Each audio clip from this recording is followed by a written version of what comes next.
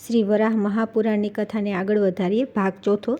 તેની અભાવ સંજ્ઞા હતી, એના પણ બે સ્વરૂપો થયા. એમાંથી એકની ઉમા સંજ્ઞા હતી, તે સદા આ મર્ત્યલોકમાં રહી. બીજી એક અક્ષરવાળી સંજ્ઞા ઓમ, એણે આ પૃથ્વીનું સર્જન કર્યું. એની ભૂ એવી સંજ્ઞા છે. તે પછી ભૂવ, સ્વ, મહ અને જન આ લોકો ઉત્પન્ન થયા. તે પછી સર્વત્ર આત્મા વ્યાપ્ત થયો. માળામાંના મણકાની જેમ આત્મા સર્વમાં ઓતપ્રોત રહેલો છે. પ્રણવમાંથી થયેલું જગત શૂન્યરૂપે હતું.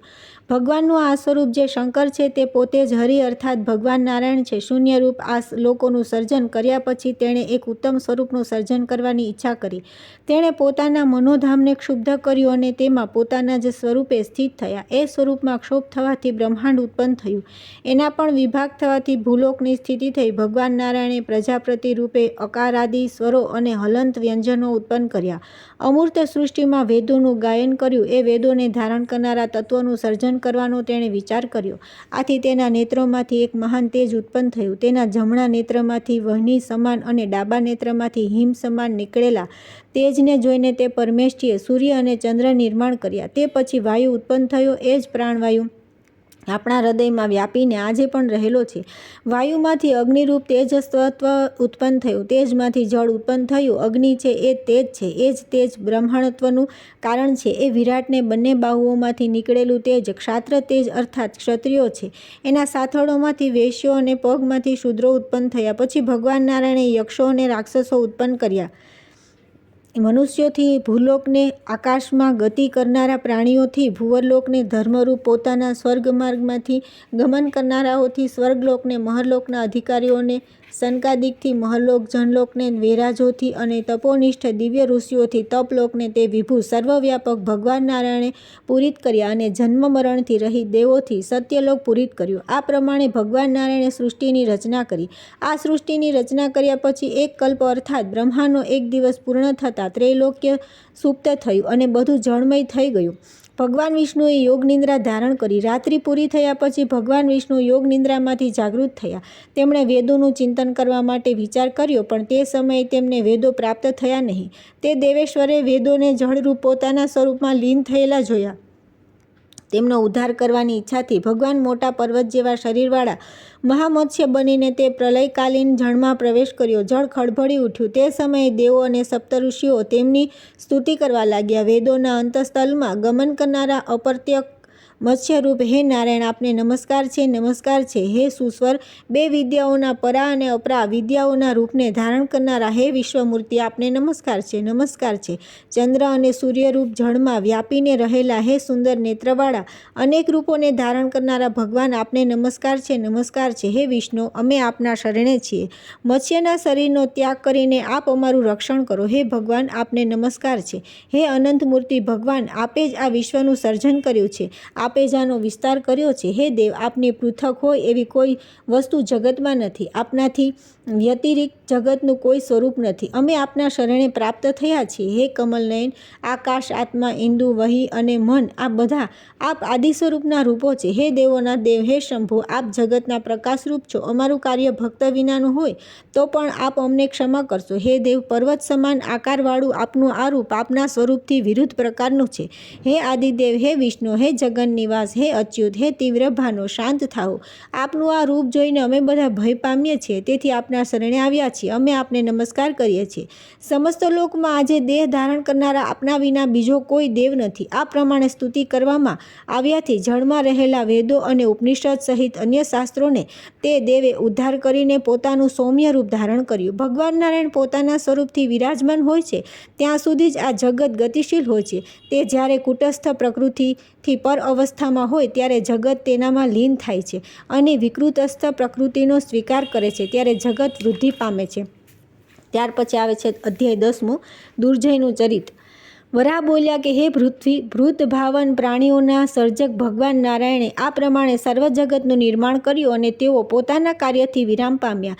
પછી સૃષ્ટિની વૃદ્ધિ થવા લાગી. સૃષ્ટિનો વિસ્તાર અને તેની વૃદ્ધિ થતાં બધા દેવો અનેક પ્રકારના યજ્ઞો કરી નારાયણ નામથી વિખ્યાત આદિદેવનું યજન પૂજન કરવા લાગ્યા. તે દેવતાઓ મોટા મોટા સત્રો યોજી સર્વદ્વીપોમાં અને સર્વખંડોમાં યજ્ઞો દ્વારા ભગવાન હરિનું શ્રદ્ધાપૂર્વક પૂજન કરતા હતા. પોતાનું અભિષ્ટ પ્રાપ્ત કરવા માટે તેમણે વંદનીય ભગવાન નારાયણની સ્તુતિ કરવા માંડી. એમ ઘણા વર્ષો સુધી સ્તુતિ કરવાથી તે દેવ પ્રસન્ન થયા અને તેમને પ્રત્યક્ષ દર્શન આપ્યા. અનેક બાહુવાળા, અનેક ઉદર અને મુખવાળા અને અનેક નેત્રવાળા ભગવાન મોટા પર્વતના શિખર સમાન વૃદ્ધિ પામી દેવોને કહેવા લાગ્યા. દેવોના અધિપતિ ભગવાન નારાયણ બોલ્યા કે હે દેવ શ્રેષ્ઠો, મારે શું કરવાનું છે તે કહો અને તમારે જે જોઈતું હોય તે અભિષ્ટ વરદાન માગો. દેવતાઓ બોલ્યા કે હે ગોવિંદ, હે મહાપરાક્રમી, હે નાથ, અમને આપ વરદાન આપવા ઈચ્છો છો એ અમારા માટે કલ્યાણકારી છે. આપ આદિ પુરુષ વગરના મનુષ્ય લોકમાં આજે અમારું કોઈ જ નથી. હે વિશ્વમૂર્તિ, ચંદ્ર, સૂર્ય, વસુઓ, સિદ્ધો, વિશ્વદેવો, અશ્વિની કુમારો, મરુદગણો અને પિતૃઓ આદિ અમે બધા આપના શરણે છીએ. અમને સર્વને પૂજ્ય કરો. દેવતાઓએ આ પ્રમાણે કહ્યાથી મહાયોગીશ્વર બોલ્યા કે હું તમને બધાને પૂજ્ય બનાવું છું. આટલું કહીને તેઓ અંતર્ધ્યાન થઈ ગયા. સનાતન દેવતાઓ પણ પ્રભુની સ્તુતિ કરતા પોતાના નિવાસ સ્થાને ચાલ્યા ગયા. પરમેશ્વર પણ 3 સ્વરૂપ ધારણ કરીને રહ્યા. આ પ્રમાણે જગતના ધાતા મહેશ્વરે 3 સ્વરૂપો ધારણ કરી દેવતાઓનું પૂજન કર્યું. એ ભગવાન નારાયણ સાત્વિક, રાજસ અને તમસ રૂપથી વિરાજમાન થયા. પોતાના અવ્યય રૂપ દેવતાઓનું યજ્ઞાદિથી તે ભગવાન નારાયણે સાત્વિક રૂપથી વેદોનું પંઠન કર્યું. તે કેશવ રાજસ ભાવ ધારણ કરી પ્રકૃતિથી જ રુદ્ર કાલરૂપી ભગવાન શૂલપાણીના પોતાના રાજસ સ્વરૂપનું પૂજન કર્યું. તામસ રૂપથી પણ એ ભગવાન નારાયણ અસુરોમાં રહેલા છે. એ મહેશ્વર 3 સ્વરૂપોથી જગતના ધાતા થયા અને તેમણે દેવોનું પૂજન કર્યું. એવી રીતે લોકમાં પણ વિવિધ સ્વરૂપોવાળા થયા. આ પ્રમાણે વિષ્ણુ, મહેશ આદિના નામ ધારણ કરી તે પ્રભુ યુગોમાં શ્રેષ્ઠ, સતયુગમાં નારાયણ નામવાળા થયા, ત્રેતાયુગમાં રુદ્રરૂપ, દ્વાપરમાં યજ્ઞમૂર્તિવાળા અને કળયુગમાં તે ભગવાન નારાયણ ઘણા સ્વરૂપવાળા થયા. હે ભામિની, હે પૃથ્વી, હે સુશ્રોણી, જગતના આદિ કરતા અતિ તેજસ્વી ભગવાન વિષ્ણુનું ચરિત હું કહું છું તે સર્વ તમે સાંભળો. કૃતયુગ, સતયુગ એમ મહાબળવાન રાજા થયો. તેનું નામ સુપ્રતિક હતું. તેને મનને આનંદ આપનારી 2 પત્નીઓ હતી. તેમાંની એકનું નામ વિદ્યુત પ્રભા અને બીજી પત્નીનું નામ કાંતિમતી હતું. રાજાના જેવો બળવાન એક પણ પુત્ર તે બંને પત્નીઓમાંથી એકેયને થયો નહીં. ત્યારે તે રાજા પર્વતોમાં શ્રેષ્ઠ ચિત્રકૂટ પર્વત પર રહેલા નિષ્પાપ મુનિશ્રેષ્ઠ આત્રેય પાસે ગયા અને વિધિપૂર્વક તેમની સ્તુતિ કરી. દીર્ઘકાળ સુધી રાજાએ તે મુનિની સ્તુતિ કરી. તેથી મુનિ તેના પર પ્રસન્ન થયા. રાજાએ તેઓ વર આપવાની ઈચ્છાથી કંઈક બોલવા જાય તેવામાં દેવતાઓના સૈન્યથી વીંટળાયેલા ઐરાવત હાથી પર આરૂઢ થયેલા ઇન્દ્ર તે રાજાની પાસે ચૂપચાપ જઈને ઊભો રહ્યો. ઇન્દ્રના ઉપર મુનિને સ્નેહ હતો, પણ આ સમયે ઇન્દ્ર ત્યાં ગયો. તેથી તેને જોઈને મુનિ કોપાવિષ્ટ થયા. ક્રોધે ભરાયેલા મુનિએ દેવરાજ ઇન્દ્રને ઉગ્ર શ્રાપ આપ્યો અને કહ્યું કે હે મૂઢ ઇન્દ્ર, તે મારી અવજ્ઞા કરી છે. તેથી તું તારા રાજ્યથી ભ્રષ્ટ થઈ અન્ય લોકમાં નિવાસ કરીશ. ઇન્દ્ર ઉપર ક્રોધિત થઈને તે આ પ્રમાણે કહ્યા છતાં પણ આત્રેય મુનિ સુપ્રતિક રાજા પર પ્રસન્ન થઈ તેને વરદાન આપવા કહેવા લાગ્યા કે હે રાજન, તારે ત્યાં પુત્રનો જન્મ થશે. તારો એ પુત્ર દ્રઢ પરાક્રમી, ઇન્દ્રના જેવા રૂપવાળો, ઐશ્વર્યશાળી, શત્રુઓનો પરાભવ કરવા માટે શસ્ત્રને ધારણ કરનારો, પ્રતાપી, વિદ્યાના પ્રભાવથી તેના મર્મને જાણનારો, ક્રૂર કર્મ કરનારો, અતિ બળવાન, મુશ્કેલીથી જીતી શકાય તેવો પરાક્રમી હશે. આટલું કહીને મુનિ આત્રેય ચાલ્યા ગયા. થોડા સમય પછી તે સુપ્રતિક રાજાની વિદ્યુત પ્રભા નામની પત્નીએ ગર્ભ ધારણ કર્યો. તે સ્ત્રીને મહાબળવાન, ધર્મજ્ઞ દુર્જય નામનો પુત્ર થયો. તેના જાતકર્મ આદિ સંસ્કાર આત્રેય મુનિએ પોતે કર્યા. મુનિને તે વહાલો હતો. તે દુર્જય નામનો પુત્ર વેદશાસ્ત્ર અને અર્થવિદ્યામાં પારંગત, ધર્મવાન અને પવિત્ર હતો. રાજાની બીજી કાંતિમતી નામની ભાગ્યશાળીની પત્નીને પણ સુદમ્ન નામનો પુત્ર થયો. તે પણ વેદ અને વેદના અંગોમાં પારંગત હતો. ઘણા સમય પછી વારાણસીના બળવાન તે સુપ્રતિક રાજાએ પોતાના પુત્ર દુર્જયને રાજ્ય યોગ્ય જાણી અને પોતાને વૃદ્ધ થયેલો જોઈને હે પૃથ્વી, પોતાનું રાજ્ય દુર્જયને આપવાનો વિચાર કરી તેને સોંપી દીધું અને પોતે ચિત્રકૂટ પર્વત પર ચાલ્યા ગયા. દુર્જય પણ હાથી ઘોડાઓથી ચાલતા રથ અને અશ્વ સહિતનું સૈન્ય તૈયાર કરી પોતાના રાજ્યની વૃદ્ધિ કરવાનો વિચાર કરવા લાગ્યા. વિચાર કર્યા પછી તે મહાબુદ્ધિમાન દુર્જય હાથી, ઘોડા, રથ અને પાયદળ એવા ચતુરંગ સૈન્યને તૈયાર કરી ઉત્તર દિશા ભણી કૂચ કરી ગયો. એ રાજા એ ઉત્તર દિશામાં આવેલા બધા રાજ્યો જીતી લીધા. આ ભારતવર્ષ જીતી લઈને તે પરાક્રમી રાજાએ કિમ પુરુષ ખંડ જીત્યો અને તે પછી હરિવર્ષ પણ તેણે જીતી લીધો. મેરુના મધ્યમાં આવેલું આવેલો રમણીય રેમાવત ખંડ પણ જીત્યો અને તે પછી કુરુ, ભદ્રાશ અને ઈલાવૃત વગેરે સર્વ ખંડો પર તેણે અધિપત્ય મેળવ્યું.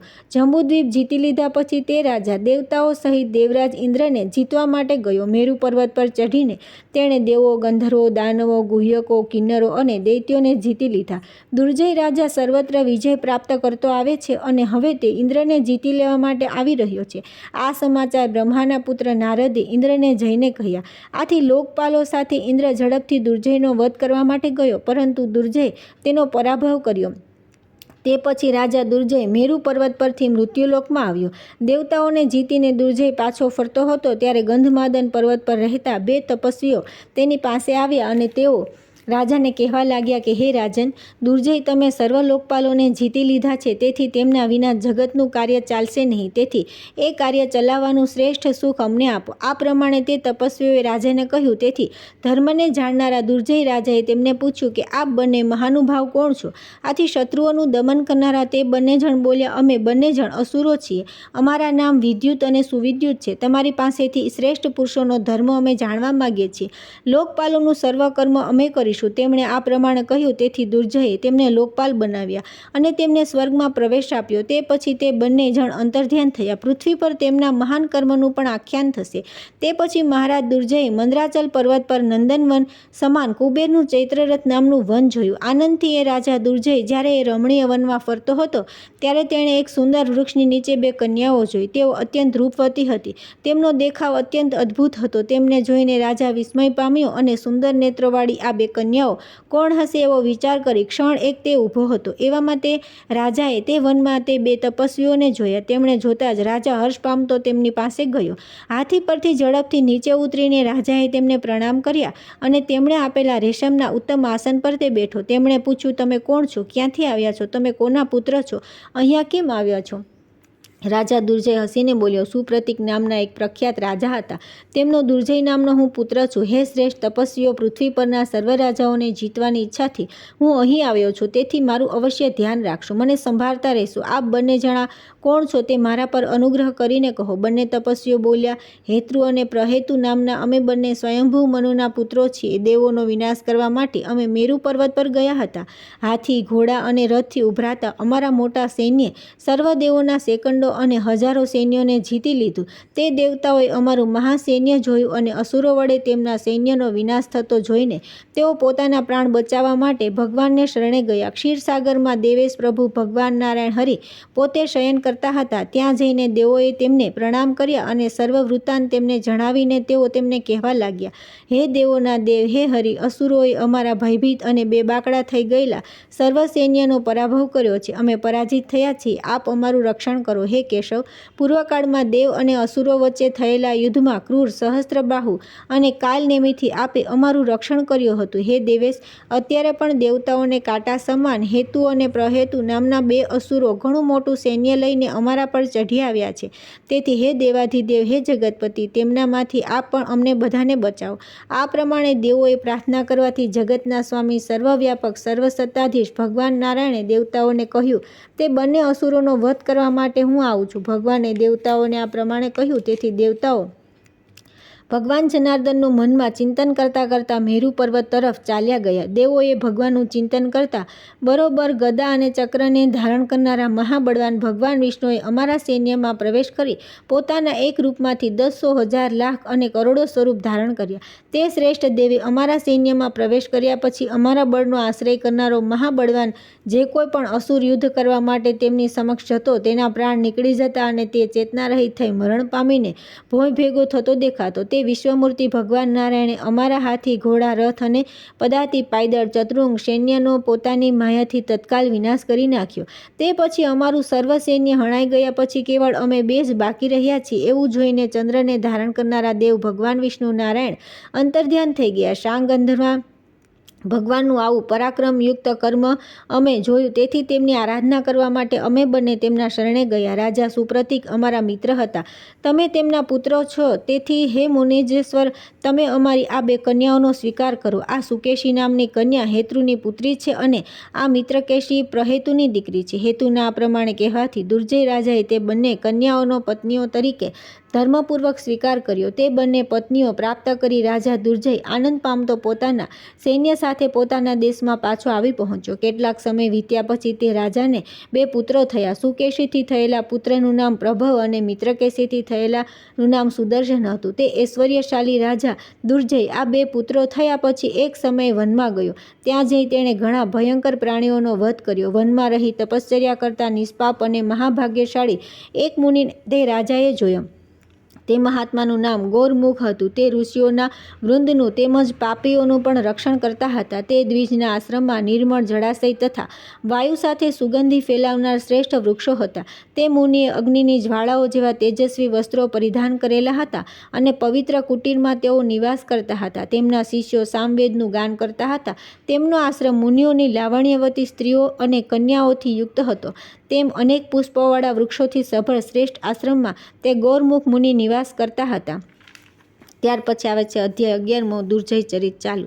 વરાહ બોલ્યા કે મુનિ, ગોરમુખનો આવો રમણીય આશ્રમ જોઈને દુર્જય રાજા મનમાં વિચાર કરવા લાગ્યા. હું એમાં દાખલ થઈ ધર્મનિષ્ઠ ઋષિઓના દર્શન કરું. આ પ્રમાણે વિચાર કરીને રાજા તે આશ્રમમાં ગયા. રાજાના આશ્રમમાં આવ્યા તેથી ગોરમુખ મુનિ ઘણો હર્ષ પામ્યા અને તે ધર્માત્મા મુનિએ તેનું પૂજન કર્યું. સ્વાગત સત્કાર આદિ ક્રિયા થઈ ગયા પછી મુનિએ રાજાના કુશળ સમાચાર પૂછ્યા. તે પછી મહામુનિ ગોરમુખે રાજા દુર્જયને કહ્યું કે હે નૃપશ્રેષ્ઠ, હું મારી શક્તિ પ્રમાણે તમને તથા તમારા અનુચરોને જમાડીશ. તમારા શ્રેષ્ઠ વાહનોને છોડો. આટલું બોલીને સત્ય પ્રતિજ્ઞાવાળા તે મુનિ મૌન ધારણ કરી રહ્યા.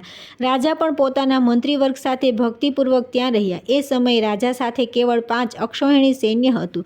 ગોરમુખ મુનિએ રાજા દુર્જયને નિમંત્રણ આપ્યું. તે પછી તેઓ મનમાં વિચાર કરવા લાગ્યા કે મારે આ રાજાને જમાડવો કેવી રીતે, આને શું ભોજન આપવું. સત્કાર કરવાની શ્રેષ્ઠ ભાવનાવાળા તે મહર્ષિ ગોરમુખ આ પ્રમાણે વિચાર કરતા હતા. તે સમયે તેમણે દેવેશ નારાયણ પ્રભુ હરિનું મનમાં ચિંતન કર્યું અને તે શ્રેષ્ઠ મુનિએ ગંગામાં પ્રવેશ કરી તેમની સ્તુતિ કરવા માંડી. પૃથ્વી બોલી, પૃથ્વીને ધારણ કરનારા હે ભગવાન વરાહ મુનિ, ગોરમુખે ભગવાન વિષ્ણુની કેવી રીતે સ્તુતિ કરી તે જાણવાની મને ઈચ્છા થઈ છે. મારું મન તે જાણવા માટે ઉત્સુક થયું છે. વરાહ બોલ્યા કે હે વિષ્ણુ, આપને નમસ્કાર છે.